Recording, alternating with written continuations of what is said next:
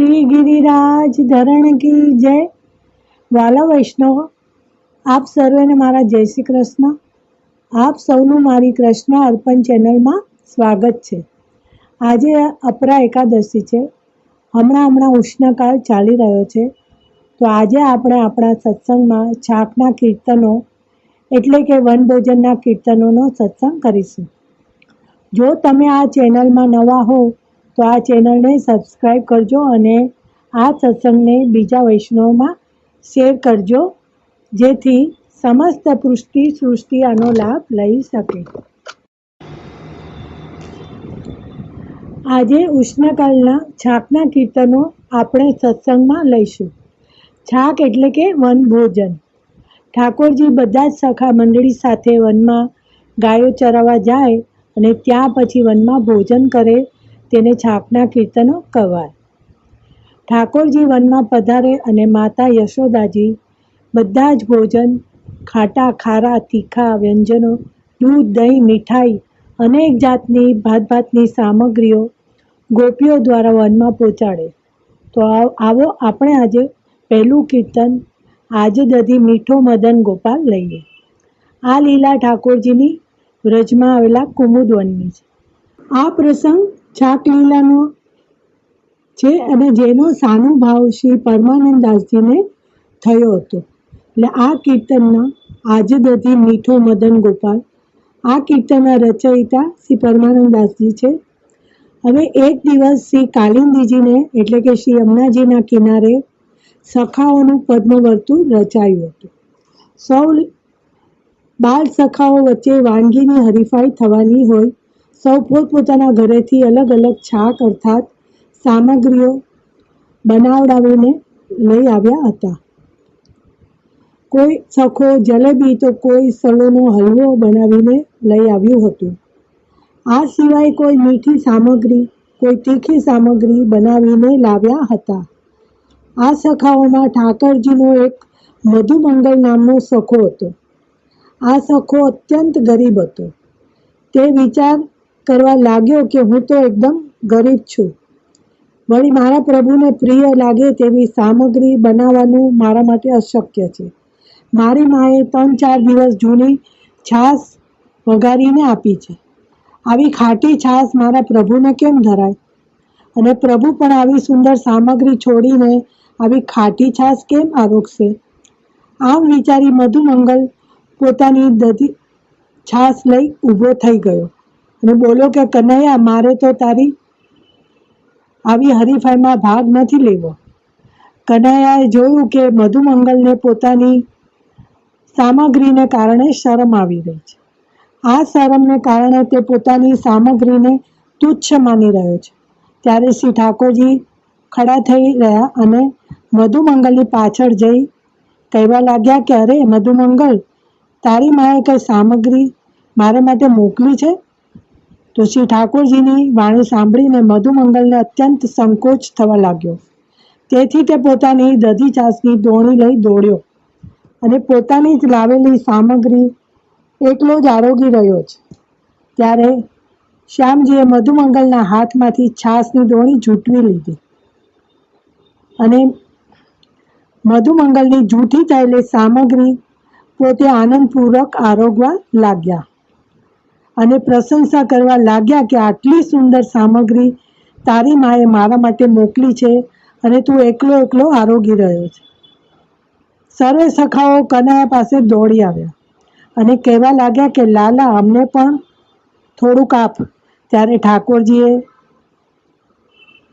આ સામગ્રી તો હું પી ગયો છે, પરંતુ બસ થોડી જ સામગ્રી આ દોણીમાં રહેલી હતી, તે હું તમને વાટી દઉં છું। ત્યારે એક સખાએ શ્રી ઠાકોરજીને ફરિયાદ કરીને કહ્યું કે લાલા, મને તો આ સામગ્રીનો અંશ પણ ચાખવા ન મળ્યો। ત્યારે શ્રી લાડીલેજી કહેવા લાગ્યા કે જે સખાઓને આ સામગ્રી ન મળી હોય તેઓ મારા હાથને એટલે મારી હથેળીને અને મારી આંગળીને જ દોના બનાવી અને તેમાં રહેલી અને ચોટેલી સામગ્રી ચાટી જાઓ। જે સામગ્રીનો સ્વાદ હતો તે સ્વાદ તમને અહીં હથેળીમાંથી જ મળી જશે. આથી તમામ સખાઓથી સખાઓ ઠાકોરજીની હથેળીને ચાટવા લાગ્યા અને કહેવા લાગ્યા કે લાલા, આવો સ્વાદ તો અમને પહેલાં ક્યારે પણ આવ્યો નથી. यह दही तो बहुत मीठो है. આ પદમાં પરમાનંદદાસજી કહી રહ્યા છે કે ઠાકોરજી તો ભાવના ભૂખ્યા છે. ભક્તોને સામગ્રી અત્યંત હોશથી તેઓ આરોગે છે. અને પરમાનંદદાસજી એમ પણ કહે છે ને બધા સખાઓ એમ પણ કહે છે કે ઠાકોરજીને કહે છે કે અમે જાણીએ છીએ કે તમે ત્રિભુવનના નાથ છો, એવું આ કીર્તનમાં કહે છે. તો આવો આપણે કીર્તન પણ ગાન કરીએ. રાગ છે સારંગ. મીઠો મદન ગોપાલ આજ દધી, મીઠો મદન ગોપાલ, મીઠો મદન ગોપાલ આજ દધી, મીઠો મદન ગોપાલ. પાવત મોહી તિહારો જૂઠો, ભાવત મોહી તિહારો જૂઠો, ચંચલ નયન વિશાલ આજ દધી, મીઠો મદન ગોપાલ.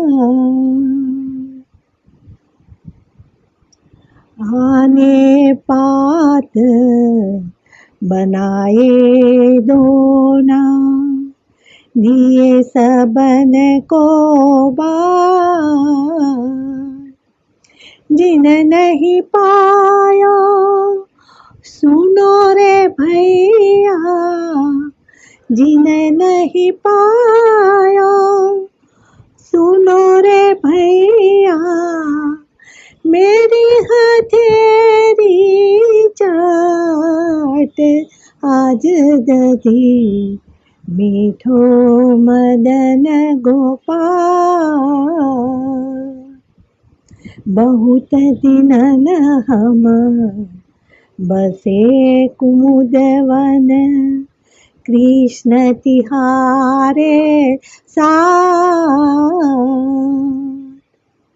ऐसो स्वाद हम कब हुन चाख्यो, ऐसो स्वाद हम कब हुन चाख्यो, सुन गोकुल के नाथ आज दधी, मीठो मदन गोपाल.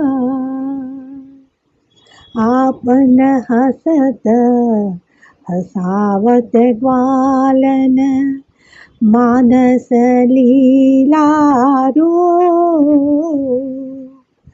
परमानंद प्रभु हम सब जानत, परमानंद प्रभु हम सब जानत, तुम त्रिभुवन के भूप आज दधी, मीठो मदन गोपाल.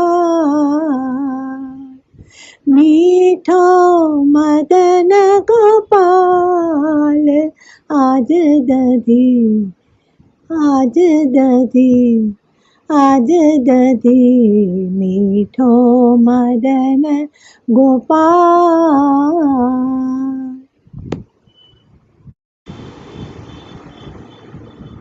હવે આ છાકલીલાનું એક બીજું કીર્તન છે, શીલા પખારો ભોજન કીજે. હવે એની લીલા એમ હતી કે સારસ્વત કલ્પમાં, એટલે કે જ્યારે ભગવાને અવતાર લીધો હતો કૃષ્ણ ભગવાને, ત્યારે પ્રભુએ જે છાક લીલા કરી તેને શ્રી મહાપ્રભુજીની કૃપાથી શ્વેતવરા કલ્પમાં અષ્ટસખાઓએ તે લીલાના દર્શન કરીને પદ ગાયા હતા. તેમાંથી એક પ્રસંગની આપણે લીલાને માણીએ. એક વખત ભગવાનની છાક લીલા જોઈ દેવતાઓએ વિચાર કર્યો કે આ ગોવળિયા તો કેટલા મહાન ભાગ્યશાળી છે કે હરિ સાથે બેસીને ભોજન કરે છે. દેવોએ કહ્યું, દેવોને પણ ઠાકોરજીની સાથે ભોજન કરવાની ઈચ્છા જાગી. એટલે દેવોએ કહ્યું કે આજે આપણે અધરામૃત પ્રસાદ લેવો છે, પણ મળે કઈ રીતે? જ્યાં એટલે કે એ લોકોએ નક્કી જ એવું કર્યું હતું. એટલે જ્યાં પ્રભુએ છાક આરોગવાની તૈયારી કરી ત્યાં દેવતાઓ તેતર પક્ષી થઈને પહોંચ્યા કે ભોજન કરીને પ્રભુ પતવા તો ફેંકી દેશે, તો અગર એમાંથી એક પણ કણ બચ્યો છે તો આપણે તે વીણી લઈશું. હવે આ ભગવાન એટલે દેવતાઓએ આવી ચાલ ચાલી કે ભાઈ ગમે તે રીતે આપણે ઠાકોરજીની પ્રસાદી કણિકા લઈ જ લઈશું. તો ઠાકોરજી ગમે તેમ ન આપે તો આપણે એ લોકો ભોજન કરીને પતવા તો ફેંકશે, તો એમાં જે કણ બચ્યા હશે એ આપણે લઈ લઈશું. પણ ભગવાન દેવોની ચાલા સમજી ગયા અને એથી કહ્યું કે ભૈયા હો, એટલે એના બધા દોસ્ત હતા ઠાકોરજીના સખાઓ, એને બધું કહ્યું કે ભૈયાઓ આજે જમીન પર નહીં, શિલા ઉપર આપણે ભોજન કરીશું. કારણ કે પતવામાં કરીએ તો એમાં કણ બચી જાય ને દેવો એ આરોગી લે, એટલે એ તો ઠાકોરજીને મંજૂર નહોતું. એટલે ઠાકોરજીએ બધાને આજ્ઞા આપી એ પ્રમાણે બધા સખાઓએ શિલા ઉપર ભોજન પાથરી અને એના પર ભોજન કરી લીધું. એટલે કીર્તન એવું છે કે શિલા પખારો, પખારો એટલે સાફ કરો, શિલા પખારો ભોજન કીજે, નીકે વ્યંજન બને કોણ કે ચાક ચાક સબહિनको દીને. હવે આ શિલા ધોઈ નાખો, શિલા ઉપર જ આપણે ભોજન કરશું. ત્યાં તો ભોજન થયું અને વધ્યું તે બધા જીભથી ચાટી ગયા, એટલે એક કણ પણ શિલા ઉપર બધા સખાઓએ રાખ્યો નહીં. આ જોઈ તો દેવોને થયું કે ભલે શિલા ઉપર એ લોકોએ ભોજન કરી લીધું અને શિલાને પણ ચાટી ગયા, પણ તેઓ હાથ ધોવા તો યમુનાજીમાં આવશે ને, એટલે બધા દેવો માછલા બની ગયા કે ગમે તેમ હાથમાં જે બચેલો કણ હશે એ યમુનાજીના જળમાં જશે તો આપણે એ કણ લઈ લઈશું, એટલે એ રીતે આપણને અધરામત મળી જશે. તો આ જોઈ બધા દેવો જળમાં માછલા બન્યા અને હાથ ધોવા તો વિચારવા લાગ્યા કે હાથ ધોવા તો યમુનાજીમાં જ આવશે ને. તો ભગવાને બધા સખાઓને કહી દીધું કે ભૈયા આજે આ હાથ ધોવાની જરૂર નથી, બધા પોતાના હાથ જે પોતે માથે ફેટો બાંધ્યો છે એનાથી લૂછી કાઢો. અને આ બધા પછી રમતે ચડી ગયા, દોડીને ઉપર કોઈક ઝાડ પર ચડી ગયું, કોઈ ગિલ્લી દંડા એવી રમતો રમવા લાગ્યા.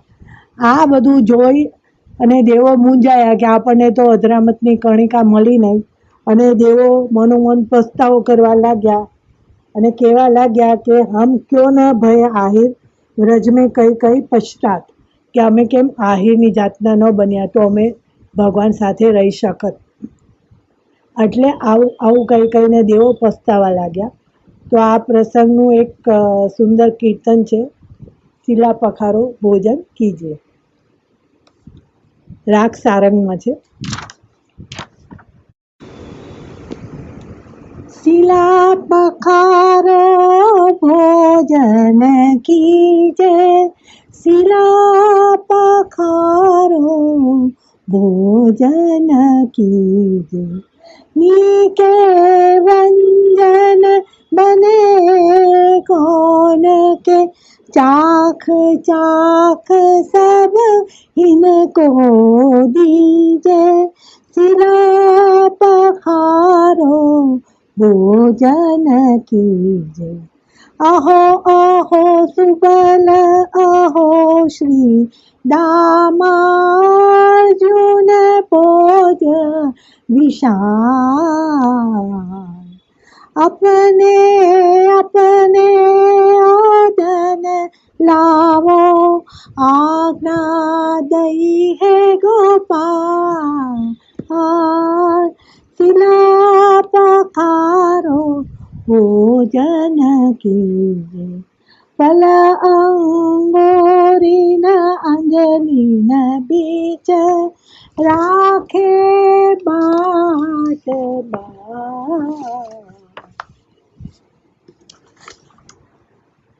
ફલ અંગોરીના અંજલિના બીચ राखे बाट बट सब इनको देत परमानंद स्वामी रसरीजे प्रेम पुंज को बांधो सेठ सिला पखारो भोजन की सिला पखारो भोजन कीजे सिला पखारो सिला पखारो सिला पखारो भोजन कीजे। આજનો સત્સંગ શ્રી ઠાકોરજીના ચરણોમાં સમર્પિત। બોલો શ્રી વલ્લભાધીશ કી જય।